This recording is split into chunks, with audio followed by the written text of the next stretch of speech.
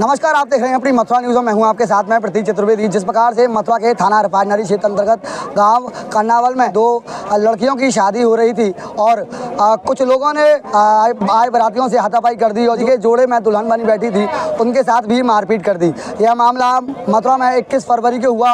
इसके बाद में इस गाँव में लगातार नेताओं का आवागमन प्रारंभ हो गया। वहीं आज आज़ाद समाज पार्टी से चंद्रशेखर आज़ाद इस गाँव में आए और जो पीड़ित परिवार है उनसे मिले। उनके द्वारा जिस परिवार के साथ में हाथापाई हुआ उनको सांत्वना दी गई और सरकार से मांग की गई कि पीड़ित परिवार को 25 लाख का मुआवजा दिया जाए। और क्या कुछ कहा उन्होंने, सुने।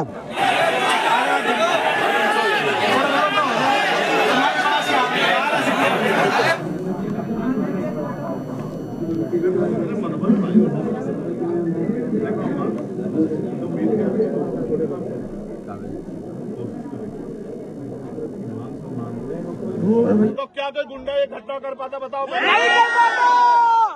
और अगर कर भी देता तो वो गुंडा तो सजा काटता। अड़ोसी पड़ोसी कई जिलों के लोग गुंडे सख्त बिल में घुस जाते कि ऐसी घटना नहीं करनी है, चंद्रशेखर छोड़ेगा नहीं, छोड़ेगा ना।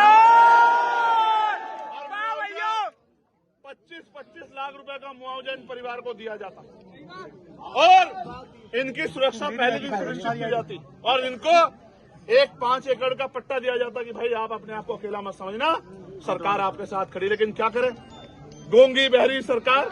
सोचो कि आपके इतने बड़े नुकसान की कीमत उत्तर प्रदेश की सरकार ने क्या लगाई आपको पता है? 1 लाख रुपए। मैंने सुना कि मंत्री जी घोषणा करके गए कि 1 लाख रुपए। आप मुझे बताओ, क्या तो मंत्री जी को नहीं पता? यह साल से उत्तर प्रदेश में है और इनको ये नहीं पता कि महंगाई कहाँ होगी है। 2 बच्चों की शादी के लिए 2 लाख रुपए की मदद। शर्म करो। 2 लाख का बोनस। जो न्याय को मानता है, जो इंसानियत के धर्म को मानता है, वो सब लोग उनके साथ है। यही संदेश देने के लिए आज हम सब लोग यहाँ आए। प्यारे साथियों, ये ताली बजाने का विषय नहीं है, क्योंकि आप देखो आज मैंने घटना को जाना, बेटियों से मिला। वो बेटियां खाना नहीं खा रही हैं, वो पानी तक नहीं पी रही हैं। उनकी माँ और उनके पिता उनके आगे हाथ जोड़ रहे हैं। वो बच्चियां आंसू रो रही हैं।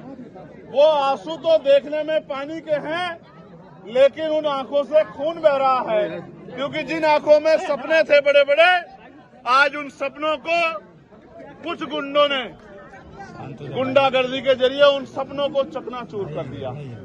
मुझे और आप सबको यहाँ पहुँचने में पीड़ा है, लेकिन मैं ये सोचता हूँ कि आज ये परिवार हम सब की तरफ देख रहा है कि हम लोग उनका साथ देंगे। तो साथ सिर्फ आने जाने से नहीं होता, वो साथ हमें उनका हाथ पकड़ के और कंधे से कंधा मिला के उनका देना है। जब वो अपनी शादी की तारीख रखेंगे तो हमें उस शादी में शामिल होना है, सहयोग भी करना है, कि उनका बहुत बड़ा नुकसान भी हुआ है।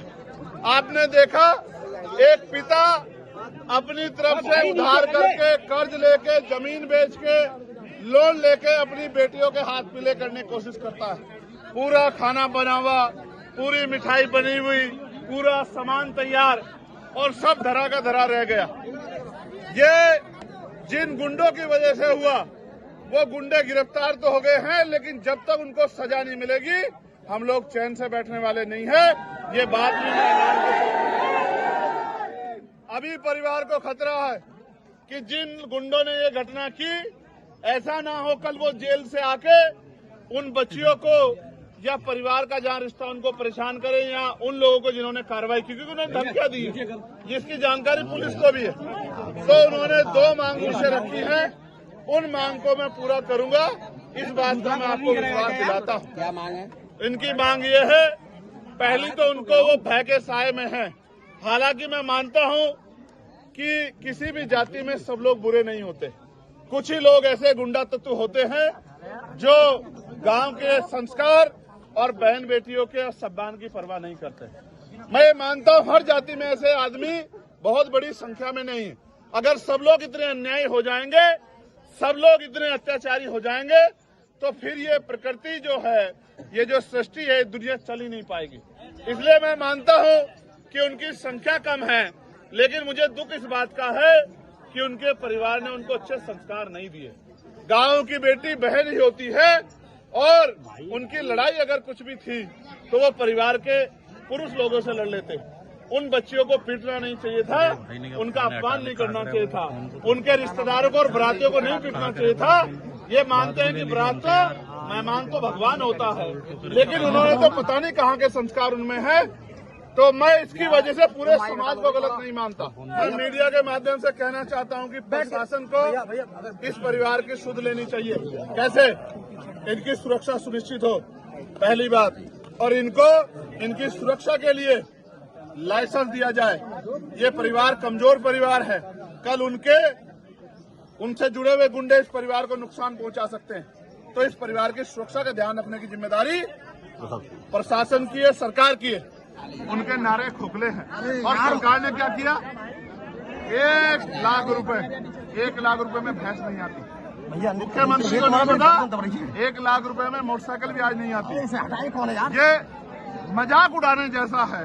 मुझे इस बात की तकलीफ है कि सरकार ने हमारी पीड़ा को नहीं समझा। मैं मांग करता हूं कि 25-25 लाख रुपए का मुआवजा इस परिवार को दें। चंद्रशेखर जी आए यहाँ पर, क्या कुछ कहा उन्होंने कहा था हम आपके साथ हैं और हमारा समाज आपके साथ है। और क्या क्या कुछ वार्ता हुई इस मामले को लेकर? उन्होंने बोला उनको अपराधियों को सख्त से सख्त कार्रवाई की जाएगी, और मैंने भी अपनी मांगें रखी थी।